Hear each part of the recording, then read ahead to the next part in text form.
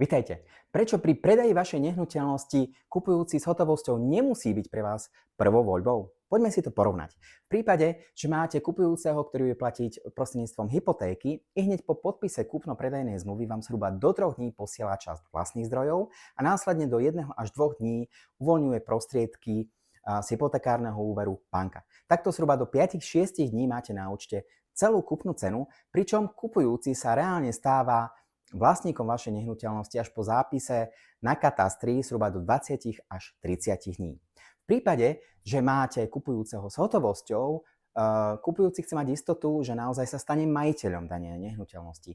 Preto i hneď po podpise kúpno-predajnej zmluvy vlastné zdroje celú kúpnu cenu dáva do notárskej úschovy, prípadne na vinkulovaný účet v banke. Najprv sa on na liste vlastníctva stane majiteľom zhruba do 20 až 30 dní, až následne po potvrdení LVčka z katastra sa mu posielajú peniaze na účet z notárskej úschovy alebo z uvoľneného vinkulovaného účtu.